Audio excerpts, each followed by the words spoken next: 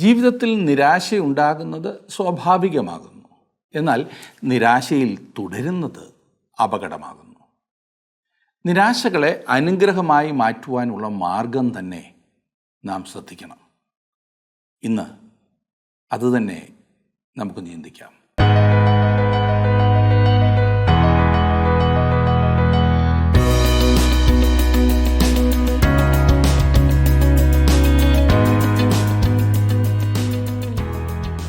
എല്ലാം ഭംഗിയായി പോകുന്നു എന്ന് ചിന്തിച്ചിരിക്കുമ്പോൾ ആയിരിക്കും ചിലപ്പോൾ സകലവും തകിടം മറിയുന്നതായി തോന്നുന്നത്.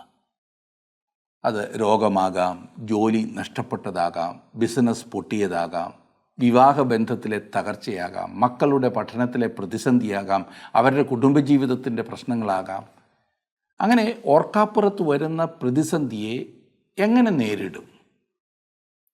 അങ്ങനൊന്നും പ്രതീക്ഷിക്കാതിരുന്നാൽ മതി എന്ന് ചിലർ പറഞ്ഞേക്കാം. എന്നാൽ അതും ഭയാനകമാണ്. അനേകരും നിരാശയിൽ തകർന്നു പോകുന്നത് കാണാം. മറ്റുള്ളവരെ പഴിച്ചതുകൊണ്ടോ ചുറ്റുപാടുകളെ കുറ്റപ്പെടുത്തിയത് കൊണ്ടോ നാം പ്രശ്നം പരിഹരിക്കുന്നില്ല. ഇതുപോലെ ഒരു സാഹചര്യത്തിൽ ദാവീദ് രാജാവ് ചെയ്തത് നമുക്കൊരു നല്ല മാതൃകയാകുന്നു എന്ന് ഞാൻ പറയട്ടെ. അവൻ്റെ പ്രതിസന്ധികളെ അവൻ അനുഗ്രഹമാക്കി മാറ്റി. എരിഞ്ഞമർന്ന തൻ്റെ ആശകളുടെ ആ ചാരക്കൂനയുടെ മുകളിൽ നിന്ന് അവൻ പാട്ടുപാടി. അത് ഇന്നും ആയിരങ്ങൾക്ക് അനുഗ്രഹമായ ഒരു സ്വർണ്ണഗീതമായി ബൈബിളിൽ രേഖപ്പെടുത്തിയിരിക്കുന്നു. 57-ാം സങ്കീർത്തനം. 57-ാം സങ്കീർത്തനത്തിൻ്റെ മുഖവുരയിൽ നാം വായിക്കുന്നത്, നശിപ്പിക്കരുത് എന്ന രാഗത്തിൽ ദാവീദിൻ്റെ ഒരു സ്വർണ്ണഗീതം. അവൻ ശൗലിൻ്റെ മുൻപിൽ നിന്ന് ഗുഹയിലേക്ക് ഓടിപ്പോയ കാലത്ത് ചമച്ചത്. ദാവീദിൻ്റെ ജീവിതത്തെക്കുറിച്ച് അറിയാവുന്നവർക്ക് ഈ പറഞ്ഞ പശ്ചാത്തലം പെട്ടെന്ന് മനസ്സിലാകും. കാട്ടിൽ അപ്പൻ്റെ ആടുകളെ മേയിച്ചുകൊണ്ട് നടന്ന ദാവീദ് ദൈവം അയച്ചതിനാൽ ശമൂവേൽ പ്രവാചകൻ ബേത്ലഹേമിലേക്ക് വന്ന് ദാവീദിൻ്റെ വീട്ടിൽ വെച്ച് അവനെ ഇസ്രായേലിലെ അടുത്ത രാജാവായി അഭിഷേകം ചെയ്തു. അത് കഴിഞ്ഞ് ദാവീദ് തൻ്റെ അപ്പൻ ആവശ്യപ്പെട്ടതനുസരിച്ച് സൈന്യത്തിൽ സേവനം ചെയ്തിരുന്ന തൻ്റെ മൂത്ത സഹോദരങ്ങളെ കാണുവാൻ പോകുന്നു. അവിടെ അവൻ തൻ്റെ രാജ്യത്തെ വെല്ലുവിളിച്ച് നിന്നിരുന്ന ഗോല്യാത്ത് എന്ന മല്ലനെ തോൽപ്പിച്ചു. അതുകൊണ്ട് തന്നെ അവനെ രാജാവ് രാജ്യത്തെ സൈന്യാധിപനാക്കി. അതേസമയം തന്നെ രാജാവിൻ്റെ മകളെ അവന് നൽകി രാജാവിൻ്റെ മരുമകനുമായി അവൻ. ഒന്നിനു പുറകെ ഒന്നായി ദാവീദ് മുന്നേറുമ്പോൾ ആകുന്നു ദേശത്തെ കന്യകമാരെല്ലാം കൂടി ഒരു പാട്ട് പാടി. ദാവീദ് എഴുതി കൊടുത്തതൊന്നുമല്ല, അവരങ്ങ് പാടിയതാ. ശൗൽ 1000 കൊന്നു, ദാവീദോ 10,000 എന്ന്. ഈ പാട്ട് കേട്ട് അസൂയ മൂത്ത ശൗൽ ദാവീദിനെ കൊല്ലുവാൻ തീരുമാനിച്ചു. അതുവരെ ഉണ്ടായിരുന്ന എല്ലാ സൗകര്യങ്ങളും അവന് നഷ്ടപ്പെട്ടു. അവൻ്റെ ആ ഓട്ടത്തിലെങ്ങും തക്കതായ അഭയം കിട്ടാതിരുന്ന ദാവീദ് ഒടുവിൽ കാട്ടിൽ ഒരു ഗുഹയിൽ അഭയം തേടി. അവിടെ ഇരുന്നു കൊണ്ട് അവൻ പാടിയതായിരിക്കും ഈ സങ്കീർത്തനം. നിരാശയിൽ ആരംഭിച്ചാലും അത് നിങ്ങൾ ശ്രദ്ധിക്കണം, സന്തോഷത്തിലും ഉറപ്പിലും അവസാനിക്കുന്ന 57-ാം സങ്കീർത്തനം ഒരു സ്വർണ്ണഗീതം തന്നെയാണ്. നമ്മുടെ ജീവിതത്തിലും ഏറ്റവും കഠിനമായ സാഹചര്യങ്ങളിൽ കൂടി കടന്നു പോകുമ്പോഴും ഇതുപോലെയുള്ള സ്വർണ്ണഗീതങ്ങൾ, സ്വർണ്ണ അനുഭവങ്ങൾ രചിക്കുവാനായിട്ട് സാധിക്കും. നമുക്കത് ഒരുമിച്ച് പഠിക്കാം. എടുത്താട്ടെ 57-ാം സങ്കീർത്തനം. ഞാൻ 61-ാം സങ്കീർത്തനം വരെ ഇന്ന് പഠിക്കുവാനായിട്ട് മുതിരുകയാണ്. ആ ഭാഗം എടുത്താട്ടെ. 57 മുതൽ നമുക്ക് ആരംഭിക്കാം.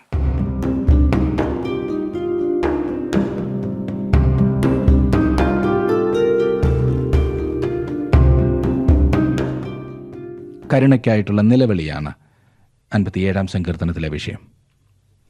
സംഗീത പ്രമാണിക്ക് നശിപ്പിക്കരുത് എന്ന രാഗത്തിൽ ദാവീദിൻ്റെ ഒരു സ്വർണ്ണഗീതം. അവൻ ശൗലിൻ്റെ മുമ്പിൽ നിന്ന് ഗുഹയിലേക്ക് ഓടിപ്പോയ കാലത്ത് ചമച്ചത്. ഇതാണ് അതിൻ്റെ ശീർഷകം. ചാവുകടലിൻ്റെ തീരത്തുള്ള ഗുഹകളിൽ ദാവീദ് സമയം ചെലവഴിച്ചു. അത് സമുദ്രനിരപ്പിൽ നിന്ന് താണ പ്രദേശവും വേനൽക്കാലത്ത് വളരെയധികം ചൂടുള്ള സ്ഥലവുമായിരുന്നു. എന്നാൽ തണുപ്പ് കാലത്ത് ആ പ്രദേശത്തെ കാലാവസ്ഥ വളരെ നല്ലതായിരുന്നു. അതുല്ലാം ഗുഹ ആ പ്രദേശത്തായിരുന്നു. ദാവീദ് രചിച്ചതായ പല സങ്കീർത്തനങ്ങളും ധ്യാനിച്ചു കൊണ്ടിരുന്ന ആ അതുല്ലാം ഗുഹയാണ് ഈ സങ്കീർത്തനത്തിൽ സൂചിപ്പിച്ചിരിക്കുന്നത് എന്നത്രേ അനേകം വേദപുസ്തക വ്യാഖ്യാതാക്കൾ വിശ്വസിക്കുന്നത്. 57 സങ്കീർത്തനത്തിൻ്റെ 1 വാക്യത്തിൽ നാം കാണുന്നു, ദൈവമേ എന്നോട് കൃപയുണ്ടാകണമേ, എന്നോട് കൃപയുണ്ടാകണമേ, ഞാൻ നിന്നെ ശരണം പ്രാപിക്കുന്നു. അതെ, ഈ ആപത്തുകൾ ഒഴിഞ്ഞു പോകുവോളം ഞാൻ നിന്റെ ചിറകിൻ നിഴലിൽ ശരണം പ്രാപിക്കുന്നു. ദൈവമേ എന്നോട് കൃപയുണ്ടാകണമേ. അതെ, സങ്കീർത്തനക്കാരൻ്റെ കരച്ചിൽ അതാണ്. എൻ്റെയും പ്രാർത്ഥന ഇതുതന്നെയാകുന്നു. ദാവീദിനോട് ചേർന്ന് താങ്കളും ഒരുപക്ഷെ പ്രാർത്ഥിക്കുന്നത് അതുതന്നെയാകാം, ഇല്ലേ? ദൈവം എന്നോട് കരുണയുള്ളവനായിരിക്കണം എന്നാണ് എൻ്റെ താല്പര്യം. ദൈവം എന്നോട് നീതിയും ന്യായവും നടത്തുന്നവനായിരിക്കണം എന്ന് ഞാൻ ആഗ്രഹിക്കുന്നില്ല. അങ്ങനെയെങ്കിൽ എപ്പോഴും അവൻ്റെ അടിയേൽക്കുകയായിരിക്കും ഫലം. ദൈവം എന്നോട് കരുണയും കൃപയും ഉള്ളവനായിരിക്കണം എന്നാണ് ഞാൻ താല്പര്യപ്പെടുന്നത്. ദൈവം കരുണയിൽ സമ്പന്നനായ ദൈവമാണ്. അവൻ്റെ പക്കൽ ദയയും കരുണയും ധാരാളമുണ്ട്. അവ അധികമായി എനിക്കും നിങ്ങൾക്കും ആവശ്യവും അത്രേ. നിന്റെ ചിറകിൻ നിഴലിൽ ഞാൻ ശരണം പ്രാപിക്കുന്നു എന്നത്രേ ദാവീദ് പറയുന്നത്. ദാവീദ് ഈ ശരണം അനുഭവമാക്കി. എന്നാൽ ഇസ്രായേൽ ജനം അപ്രകാരം ചെയ്തില്ല. അതെ, മത്തായിയുടെ സുവിശേഷം 23 അധ്യായത്തിന് 37 വാക്യത്തിൽ കർത്താവായ യേശുക്രിസ്തു ഇസ്രായേൽ ജനത്തെക്കുറിച്ച് പ്രകാരം പറഞ്ഞു, യെരൂശലേമേ, യെരൂശലേമേ, പ്രവാചകന്മാരെ കൊല്ലുകയും നിന്റെ അടുക്കൽ അയച്ചിരിക്കുന്നവരെ കല്ലെറുകയും ചെയ്യുന്നവളെ, കോഴി തൻ്റെ കുഞ്ഞുങ്ങളെ ചിറകിൻ കീഴിൽ ചേർക്കും പോലെ നിന്റെ മക്കളെ ചേർത്തുകൊള്ളുവാൻ എനിക്ക് എത്ര വട്ടം മനസ്സായിരുന്നു, നിങ്ങൾക്കോ മനസ്സായില്ല.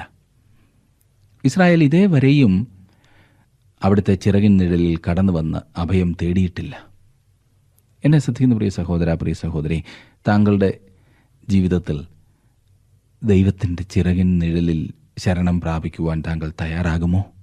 വേറെ വിധത്തിൽ പറഞ്ഞാൽ, അവനെ സ്നേഹിക്കുവാനായി അവനോട് അനുസരണമുള്ളവരായിരിക്കുക. യേശു കർത്താവ് ഇപ്രകാരം പറഞ്ഞു, നിങ്ങൾ എന്നെ സ്നേഹിക്കുന്നുവെങ്കിൽ എൻ്റെ കൽപ്പനകളെ പ്രമാണിക്കുമെന്ന്. തുടർന്ന് മനോഹരമായ ഒരു പ്രസ്താവന നാം കാണുന്നു. 2-3 വാക്യങ്ങളിൽ, അത്യുന്നതനായ ദൈവത്തെ ഞാൻ വിളിച്ചപേക്ഷിക്കുന്നു, എനിക്ക് വേണ്ടി സകലവും നിർവഹിക്കുന്ന ദൈവത്തെ തന്നെ. എന്നെ വിഴുങ്ങുവാൻ ഭാവിക്കുന്നവരെ ധിക്കാരം കാട്ടുമ്പോൾ അവൻ സ്വർഗത്തിൽ നിന്ന് കൈനീട്ടി എന്നെ രക്ഷിക്കും. ദൈവം തൻ്റെ ദയയും വിശ്വസ്തതയും അയക്കുന്നു. ഇത് എവിടെ ഇരുന്നാണ് പാടുന്നത് എന്നോർക്കണം. ഭയാനകമായ ഒരു പശ്ചാത്തലം, ഗുഹയുടെ അന്തരീക്ഷം, ശൗലിനെ പേടിച്ച് താൻ ഏത് സമയവും കൊല്ലപ്പെടും എന്ന ആ തീർച്ചയോടെ, അതെ, മരണത്തിൻ്റെ ദിനങ്ങൾ എണ്ണിക്കഴിയുന്ന ദാവീദ്. ആ ദാവീദ് പറയുകയാണ്, എന്നെ വിഴുങ്ങുവാൻ ഭാവിക്കുന്നവർ ധിക്കാരം കാട്ടുമ്പോൾ എൻ്റെ ദൈവം സ്വർഗത്തിൽ നിന്ന് കൈനീട്ടി എന്നെ രക്ഷിക്കുമെന്ന്. അവിടുത്തെ ദയയും വിശ്വസ്തതയും അവൻ അയക്കുന്നുവെന്ന്. നമ്മുടെ കർത്താവ് ശക്തിയോടും മഹിമയോടും കൂടെ മടങ്ങി വരുമ്പോൾ ഇത് വിശ്വസ്ത ശേഷിപ്പിന് അക്ഷരികമായി നിറവേറും. അന്നാളിൽ അവർ പറയുന്നത് ഇപ്രകാരമായിരിക്കും, ഇതാ നമ്മുടെ ദൈവം, അവനെ എത്രേ നാം കാത്തിരുന്നത്, അവൻ നമ്മെ രക്ഷിക്കും, അവൻ തന്നെ യഹോവ, അവനെ എത്രേ നാം കാത്തിരുന്നത്, അവൻ്റെ രക്ഷയിൽ നമുക്ക് ആനന്ദിച്ച് സന്തോഷിക്കാം എന്ന് അവർ പറയും. അതെ, ആ വലിയ പ്രത്യാശ അതാണ് ദാവീദ് ഇവിടെ പ്രകടമാക്കുന്നത്. 4 വാക്യം, എൻ്റെ പ്രാണൻ സിംഹങ്ങളുടെ ഇടയിലിരിക്കുന്നു, അഗ്നി ജ്വലിക്കുന്നവരുടെ നടുവിൽ ഞാൻ കിടക്കുന്നു, പല്ലുകൾ കുന്തങ്ങളും അസ്ത്രങ്ങളും നാവ് മൂർച്ചയുള്ള വാളുമായിരിക്കുന്ന മനുഷ്യപുത്രന്മാരുടെ ഇടയിൽ തന്നെ. പിശാച് അലറുന്ന സിംഹം എന്ന പോലെ ആരെ വിഴുങ്ങേണ്ടു എന്ന് തിരിഞ്ഞ് ചുറ്റി നടക്കും. അവനെ സഹായിപ്പാൻ പല സിംഹക്കുട്ടികളുമുണ്ട് എന്ന കാര്യം നാം ഓർത്തിരിക്കേണ്ടതത്രേ. ഈ സങ്കീർത്തനങ്ങൾ നിലനിൽക്കുന്നതും സ്ഥിരമായുള്ളതുമായ കാര്യങ്ങളെ സംബന്ധിച്ചുള്ളവയാണെന്ന് മുമ്പ് നാം ചിന്തിച്ച കാര്യം ഓർക്കുക. 7 വാക്യത്തിലേക്ക് നമുക്കിനി വരാം. 7 വാക്യം, എൻ്റെ മനസ്സുറച്ചിരിക്കുന്നു, ദൈവമേ എൻ്റെ മനസ്സുറച്ചിരിക്കുന്നു, ഞാൻ പാടും, ഞാൻ കീർത്തനം ചെയ്യും. തുടർന്ന് പറഞ്ഞിരിക്കുന്ന മനോഹരമായ കാര്യം 8 വാക്യത്തിൽ, എൻ മനമേ ഉണരുക, വീണയും കിന്നരവുമായുള്ളവയെ ഉണരുവീൻ, ഞാൻ അധികാലത്തെ ഉണരും. ഇവിടെ ഈ സങ്കീർത്തനത്തിൽ ഒരു നിരാശയോടുകൂടെ ആരംഭിച്ചു എങ്കിൽ തന്നെ, ദൈവമേ എന്നോട് കൃപയുണ്ടാകണമേ, ദൈവമേ എൻ്റെ അവസ്ഥ കണ്ടേ എന്ന് പറഞ്ഞ് ആരംഭിച്ചു എങ്കിൽ തന്നെ അവസാനിക്കുന്നത് ഞാൻ പാടും എന്ന് പറഞ്ഞുകൊണ്ടാണ്. 6 വാക്യത്തിൽ നാം വായിക്കുന്നത്, എൻ്റെ മനസ്സ് ഇടിഞ്ഞിരിക്കുന്നു എന്ന് പറഞ്ഞ് ദാവീദ് ദുഃഖിക്കുന്നതാണ്. എന്നാൽ 7 വാക്യത്തിൽ അവൻ മാറി, അവൻ പറയുന്നു, എൻ്റെ മനസ്സ് ഉറച്ചിരിക്കുന്നു. ഞാൻ പാടും. പാട്ടുപാടുവാൻ സാധിക്കുന്നത് ഉറച്ച മനസ്സുള്ളവർക്ക് മാത്രമാണ്. അവൻ പറയുന്നു, ഞാൻ അതികാലത്തെ ഉണരും. എത്ര നല്ല പ്രസ്താവനയാണിത്. പാപത്തിൻ്റെയും കഷ്ടതയുടെയും രാത്രി കഴിഞ്ഞിരിക്കുന്നു. പിശാചിൻ്റെ ഭരണം അവസാനിച്ചിരിക്കുന്നു. പ്രഭാതം വന്നു ചേർന്നു. നീതി സൂര്യൻ തൻ്റെ ചിറകിൻ കീഴിൽ രോഗോപശാന്തിയോടുകൂടി ഉദിച്ചിരിക്കുന്നു. എത്ര മനോഹരമായ സംഗതി! ഈ സങ്കീർത്തനത്തിൽ എത്ര മനോഹരമായ ഉറപ്പും വിശ്വാസവും നമുക്ക് കാണുവാൻ കഴിയുന്നു. അവൻ പറഞ്ഞ് അവസാനിക്കുന്നത്, എൻ മനമേ ഉണരുക, വീണയും കിന്നരവുമായുള്ളവയെ ഉണരുവീൻ, ഞാൻ അതികാലത്തെ ഉണരും.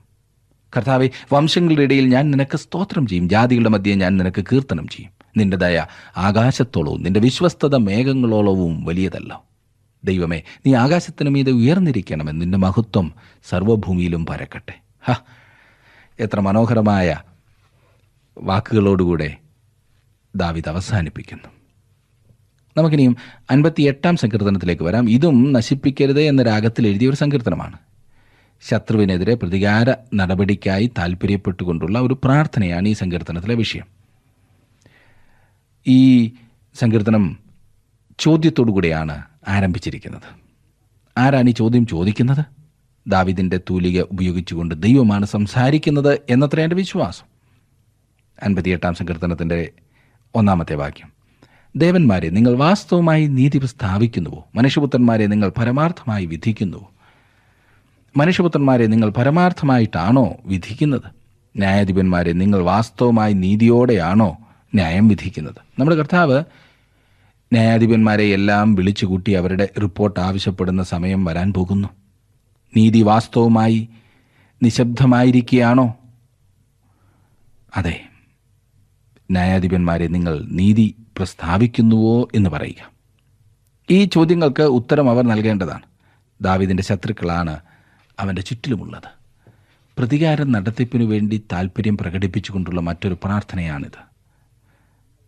2 മുതലുള്ള വാക്യങ്ങളിൽ, നിങ്ങൾ ഹൃദയത്തിൽ ദുഷ്ടത പ്രവർത്തിക്കുന്നു, ഭൂമിയിൽ നിങ്ങളുടെ കൈകളുടെ നിഷ്ഠൂരത തൂക്കിക്കൊടുക്കുന്നു. ദുഷ്ടന്മാർ ഗർഭം മുതൽ ഭ്രഷ്ടന്മാരായിരിക്കുന്നു. അവർ ജനനം മുതൽ ഭോഷ്ക് പറഞ്ഞ് തെറ്റി നടക്കും. അവരുടെ വിഷം സർപ്പവിഷം പോലെ, അവർ ചെവിയടഞ്ഞ പൊട്ട അണലിയെ പോലെയാകുന്നു. എത്ര സാമർഥ്യത്തോടെ മന്ത്രം ചൊല്ലിയാലും മന്ത്രവാദികളുടെ വാക്കത് കേൾക്കയില്ല.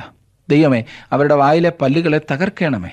യഹോവേ, ബാലസിംഹങ്ങളുടെ അണപ്പല്ലുകളെ തകർത്ത് കളയണമേ. ഈ സങ്കീർത്തനത്തിൽ തൻ്റെ ശത്രുക്കൾക്ക് 6 വിധത്തിലുള്ള നാശം സംഭവിക്കണമെന്നാണ് ദാവീദ് പ്രാർത്ഥിക്കുന്നത്. 1, ബാലസിംഹങ്ങളുടെ അണപ്പല്ലുകൾ തകർത്ത് കളയണമേ. ശത്രു ഒരു സിംഹത്തെ പോലെയാകുന്നു എന്ന് നാം മുമ്പ് കണ്ടു കഴിഞ്ഞുവല്ലോ. പിശാച് അലറുന്ന സിംഹം പോലെയാണ്.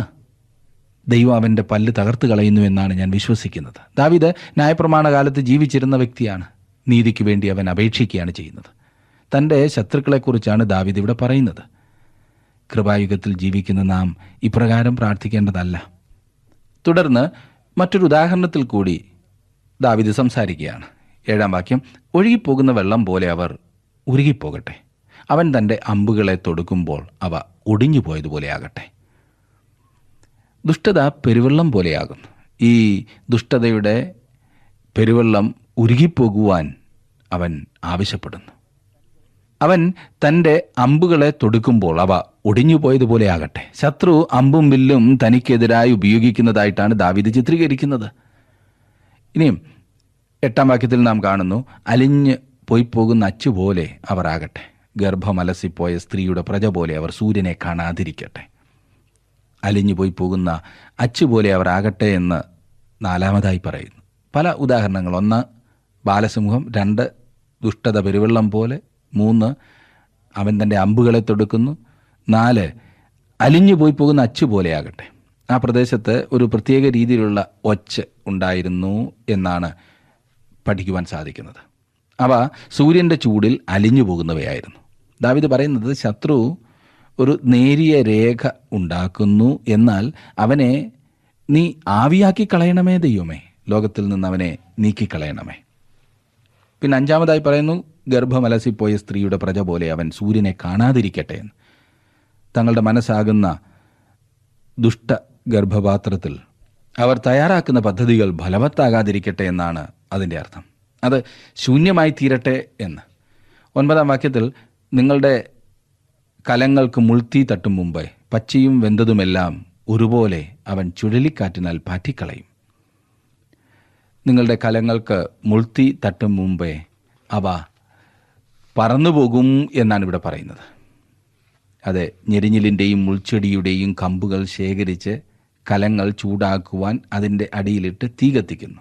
ഉടനെ ഒരു കാറ്റടിക്കുകയും അവ പറന്നുപോവുകയും ചെയ്യുന്നു. ദാവീദ് പറയുന്നത്, ദൈവമേ, അവർക്ക് തങ്ങളുടെ പ്രവൃത്തി ചെയ്തു തീർക്കുവാൻ കഴിയുന്നതിനു മുൻപേ അവരെ നീ നീക്കിക്കളയണമേ എന്നത്രേ. ചുടുകയും നാശം വരുത്തുകയും ചെയ്യുന്നതിനു മുമ്പേ അവരെ നീക്കിക്കളയുക എന്നാണ് ദാവീദ് പ്രാർത്ഥിക്കുന്നത്.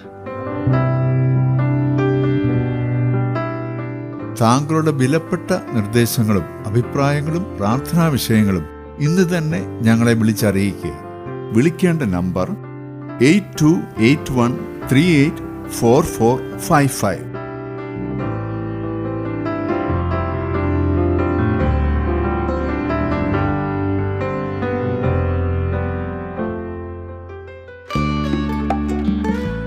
ഇന്നത്തെ പ്രോഗ്രാം താങ്കൾക്ക് ഇഷ്ടപ്പെട്ടുവോ? എങ്കിൽ ഉടൻ തന്നെ ഞങ്ങൾക്കൊരു മിസ് കോൾ തരിക. അടുത്ത വിജയി ഒരുപക്ഷെ താങ്കളായിരിക്കാം.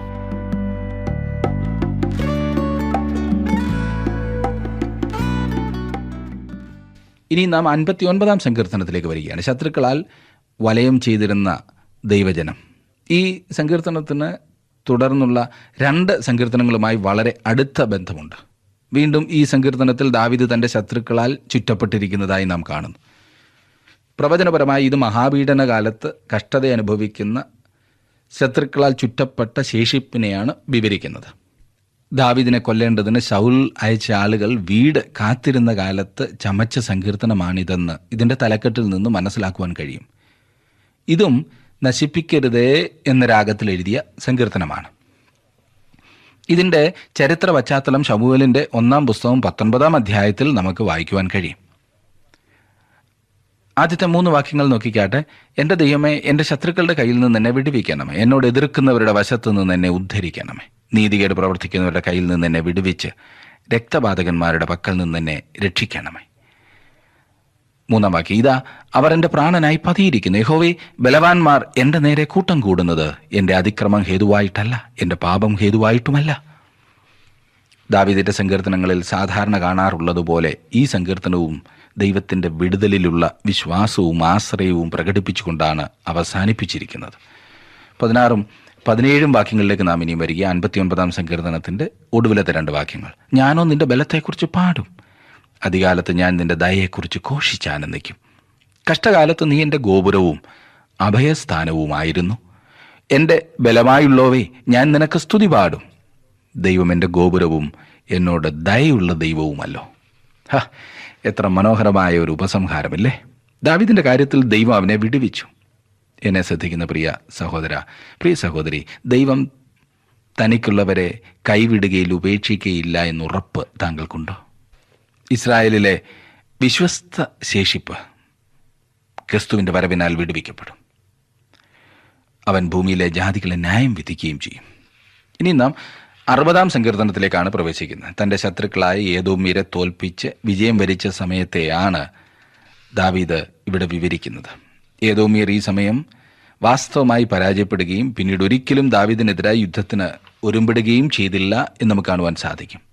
പ്രവചനപരമായി ഇസ്രായേലിലെ വിശ്വസ്ത ശേഷിപ്പിന് മഹാപീഡനത്തിന് ശേഷം ദൈവം കൊടുക്കുന്ന വിടുതലിനെയാണ് ഇത് ചിത്രീകരിക്കുന്നത്. 1-ാം വാക്യത്തിൽ നാം കാണുന്നത്, ദൈവമേ, നീ ഞങ്ങളെ തള്ളിക്കളഞ്ഞ് ചിതറിച്ചിരിക്കുന്നു, നീ കോപിച്ചിരിക്കുന്നു, ഞങ്ങളെ യഥാസ്ഥാനത്താക്കണമേ. 6-ാം വാക്യത്തിൽ അതിൻ്റെ ഉത്തരം നമുക്ക് കാണുവാൻ കഴിയും. ദൈവം തൻ്റെ വിശുദ്ധിയിൽ അരുളി ചെയ്തതുകൊണ്ട് ഞാൻ ആനന്ദിക്കും, ഞാൻ ശേഖേമിനെ വിഭാഗിച്ച് സൂക്കോത്ത് താഴ്വരെ അളക്കും. എങ്ങനെയാണത് സാധ്യമായി തീരുന്നത്? 9-ാം വാക്യത്തിൽ, ഉറപ്പുള്ള നഗരത്തിലേക്ക് എന്നെ ആർ കൊണ്ടുപോകും, ഏദോമിലേക്ക് എന്നെ ആർ വഴി നടത്തും. ഉറപ്പുള്ള നഗരത്തിലേക്ക് എന്നെ ആർ കൊണ്ടുപോകും? അതാണ് ചോദ്യം. ഇനിയും അതിൻ്റെ ഉത്തരം ശ്രദ്ധിക്കുക. 10 മുതലുള്ള വാക്യങ്ങൾ. ദൈവമേ, നീ ഞങ്ങളെ തള്ളിക്കളഞ്ഞില്ലയോ? ദൈവമേ, നീ ഞങ്ങളുടെ സൈന്യങ്ങളോടുകൂടെ പുറപ്പെടുന്നതുമില്ല. വൈരിയുടെ നേരെ ഞങ്ങൾക്ക് സഹായം ചെയ്യണമേ. മനുഷ്യൻ്റെ സഹായം വ്യർത്ഥമല്ലോ.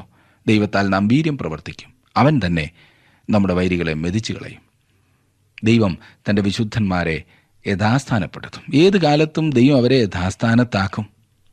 അവർ കഷ്ടതയിലും പ്രയാസത്തിലും പാപത്തിൽ പോലും വീണുപോയാൽ ദൈവം അവരെ യഥാസ്ഥാനപ്പെടുത്തും. എന്നെ ശ്രദ്ധിക്കുന്ന പ്രിയ സുഹൃത്തെ, അത് നമുക്ക് ആശ്വാസം നൽകുന്ന ചിന്തയല്ലേ? ദൈവം നമ്മെ യഥാസ്ഥാനപ്പെടുത്തുന്ന ദൈവമാണ്. ഇനി നമുക്ക് 61 സങ്കീർത്തനത്തിലേക്ക് വരാം. ഞാൻ അല്പം വേഗത്തിൽ പോകുന്നു എന്ന് നിങ്ങൾക്ക് തോന്നാം. എന്നാൽ ഈ സങ്കീർത്തനങ്ങളിലെ വിഷയങ്ങൾ നിങ്ങൾക്ക് തന്നെ ചിന്തിക്കുവാൻ സാധിക്കുന്ന വളരെ ലളിതമായിട്ടുള്ള കാര്യങ്ങൾ കൂടിയാണ്. 61 സങ്കീർത്തനത്തിലേക്ക് നാം വരുമ്പോൾ ദൈവഭക്തന്മാരുടെ നിലവിളിയും ആശ്രയവും എന്നതാണ് ഈ സങ്കീർത്തനത്തിലെ വിഷയം. 61 മുതൽ 68 വരെയുള്ള സങ്കീർത്തനങ്ങളുടെ പൊതുവായ വിഷയം ഇത് തന്നെയാണ്: ഭക്തന്മാരുടെ നിലവിളിയും അവരുടെ ആശ്രയവും.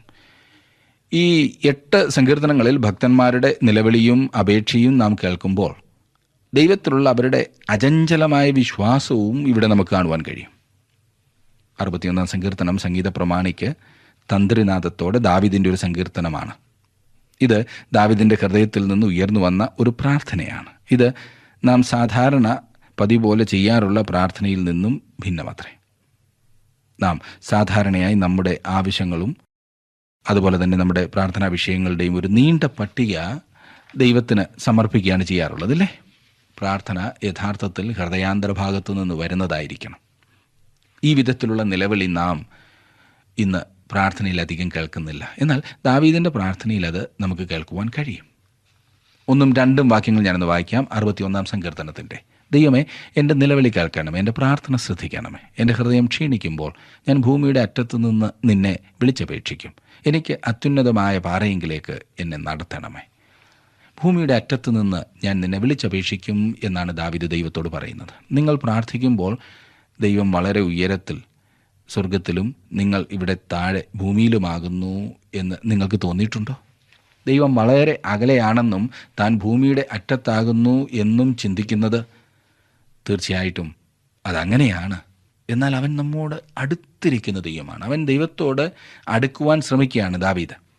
തന്നേക്കാൾ ഉയരമുള്ള ഒരു പാറയുടെ മുകളിൽ കയറുവാൻ അവൻ ആഗ്രഹിക്കുന്നു. എന്നേക്കാൾ ഉയരമുള്ള പാറയെങ്കിലേക്ക് എന്നെ നടത്തണമേ എന്നാണ് ദാവീദ് അപേക്ഷിക്കുന്നത്. ആ പാറ ക്രിസ്തു ആകുന്നു എന്ന് ദൈവവചനം പറയുന്നു. 1 കൊരിന്ത്യർ 10 4 വാക്യത്തിൽ അവൻ എന്നേക്കാൾ അത്യുന്നതനാണ്. ഇവിടെ കർത്താവിനെക്കുറിച്ച് എത്ര നല്ലൊരു ചിത്രമാണ് നമുക്ക് ലഭിക്കുന്നത്. 3 വാക്യം: നീ എനിക്കൊരു സങ്കേതവും ശത്രുവിൻ്റെ നേരെ ഉറപ്പുള്ള ഗോപുരവും ആയിരിക്കുന്നുവല്ലോ. ദൈവത്തെക്കുറിച്ച് എത്ര ആശ്വാസകരമായൊരു ചിത്രമാണ് ഇവിടെ നൽകിയിരിക്കുന്നത്. അവൻ കൊടുങ്കാറ്റിൽ നിന്ന് അഭയകേന്ദ്രമാണ്, അഥവാ സങ്കേതമാണ്. നമ്മുടെ ശത്രുക്കളിൽ നിന്ന് നമ്മെ സംരക്ഷിക്കുവാൻ അവൻ ഉറപ്പുള്ള ഗോപുരമാണ്. 4 വാക്യത്തിൽ നാം കാണുന്നു: ഞാൻ നിന്റെ കൂടാരത്തിൽ എന്നേക്കും വസിക്കും, നിന്റെ ചിറകിൻ മറവിൽ ഞാൻ ശരണം പ്രാപിക്കും. വീണ്ടും ദൈവത്തോടുള്ള ബന്ധത്തിൽ ചിറകിനെക്കുറിച്ച് ഇവിടെ സൂചിപ്പിച്ചിരിക്കുന്നു. യെരുശലേമിലെ ആളുകളെ തങ്ങളിലേക്ക് കൂട്ടിച്ചേർക്കുന്നതിനെക്കുറിച്ച് പറഞ്ഞപ്പോൾ നമ്മുടെ കർത്താവും ഈ ഉപമ ഉപയോഗിച്ചുകൊണ്ട് കോഴി തൻ്റെ കുഞ്ഞുങ്ങളെ സംരക്ഷിക്കുവാൻ തൻ്റെ ചിറകിൻ കീഴിൽ ചേർക്കും പോലെ എന്ന് പറഞ്ഞിട്ടുണ്ട് എന്ന് മുമ്പ് നാം ചിന്തിച്ചുവല്ലോ. അതാണ് ഇവിടെ കാണുവാനായിട്ട് സാധിക്കുന്നത്. 5 വാക്യത്തിൽ നാം വരുമ്പോൾ: ദൈവമേ, നീ എൻ്റെ നേർച്ചകളെ കേട്ടു, നിന്റെ നാമത്തെ ഭയപ്പെടുന്നവരുടെ അവകാശം എനിക്ക് തന്നുമിരിക്കുന്നു. ദാവീദ് ചില തീരുമാനങ്ങൾ എടുത്തു. അവൻ ദൈവത്തോട് ചില വാഗ്ദാനങ്ങൾ നടത്തി. നാം ദൈവത്തിൽ നിന്ന് കാര്യങ്ങൾ ആഗ്രഹിക്കുന്നു. എന്നാൽ നിങ്ങൾ ദൈവത്തിന് എന്തെങ്കിലും വാഗ്ദാനം ചെയ്തിട്ടുണ്ടോ? ദൈവത്തിന് വേണ്ടി ചില കാര്യങ്ങൾ ചെയ്യാമെന്ന് എന്തുകൊണ്ട് നിങ്ങൾ തീരുമാനമെടുക്കുകയില്ല? ദാവീദ് അങ്ങനെ ചെയ്യുകയും അത് ദൈവം കേൾക്കുകയും ചെയ്തു. 6ഉം 7ഉം വാക്യങ്ങൾ: നീ രാജാവിൻ്റെ ആയുസ്സിനെ ദീർഘമാക്കും, അവൻ്റെ സംവത്സരങ്ങൾ തലമുറ തലമുറയോളം ഇരിക്കും. അവൻ എന്നേക്കും ദൈവസന്നിധിയിൽ വസിക്കും. അവനെ പരിപാലിക്കേണ്ടതിന് ദയയും വിശ്വസ്തതയും കൽപ്പിക്കണമേ. ഇവിടെ വീണ്ടും ദാവീദ് കരുണയ്ക്കായി അപേക്ഷിക്കുന്നു. ദാവീദിന് ദൈവത്തിൻ്റെ കരുണ ആവശ്യമായിരുന്നു. എന്നെ ശ്രദ്ധിക്കുന്ന പ്രിയ സുഹൃത്തെ, നാം എത്രമാത്രം ദൈവത്തോട് അടുക്കുമോ അത്രത്തോളം നമുക്ക് കൂടുതലായി അറിയുവാൻ കഴിയുന്നത് ദൈവം ഉന്നതനും പരിശുദ്ധനുമാകുന്നു എന്നാണ്. ദൈവത്തെ നമ്മുടെ നിലവാരത്തിലേക്ക് താഴ്ത്തിക്കൊണ്ടുവരുവാൻ കഴിയുകയില്ലെന്നാണ് നാം അപ്പോൾ മനസ്സിലാക്കുന്നത്. യെശയ്യാവിന് ഈ അനുഭവം ഉണ്ടായത് നാം യെശയ്യാ പ്രവചനം 6-ാം അധ്യായത്തിൽ വായിക്കുന്നുണ്ട്. അവൻ ദൈവത്തെ വാസ്തവമായി കണ്ടപ്പോൾ ആകെ തകർന്നുപോയി. അപ്പോൾ കർത്താവിന് ഉയർന്നും പൊങ്ങിയുമുള്ള സിംഹാസനത്തിൽ ഇരിക്കുന്നവനായി യെശയ്യാ പ്രവാചകൻ ദർശനം കണ്ടതുപോലെയുള്ള അവസ്ഥയായിരിക്കും നമുക്കുണ്ടാകുന്നത്. നമ്മുടെ അശുദ്ധിയും ദൈവത്തിൻ്റെ കരുണയുടെ ആവശ്യവും നമുക്കപ്പോൾ കൂടുതലായി മനസ്സിലാകും. 8-ാം വാക്യം കൂടി ഞാൻ വായിക്കട്ടെ. അങ്ങനെ ഞാൻ തിരുനാമത്തെ എന്നേക്കും കീർത്തിക്കുകയും എൻ്റെ നേർച്ചകളെ നാൾതോറും കഴിക്കുകയും ചെയ്യും. നീ തീരുമാനങ്ങൾ എടുത്തുകൊണ്ട് ദൈവത്തോട് അടുത്ത് ചെല്ലുക സുഹൃത്തെ. അവിടുത്തെ സ്തുതിയെ വർണ്ണിക്കുക. ദൈവം നിങ്ങളുടെ തീരുമാനങ്ങൾ നിവർത്തിക്കുവാൻ നിങ്ങളെ സഹായിക്കും.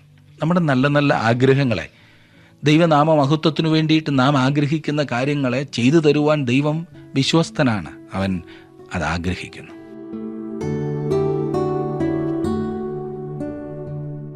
ദൈവനാമ മഹത്വത്തിനായി നമ്മുടെ സാഹചര്യങ്ങളെ ചിട്ടപ്പെടുത്തി തരുവാൻ ദൈവം ആഗ്രഹിക്കുന്നു.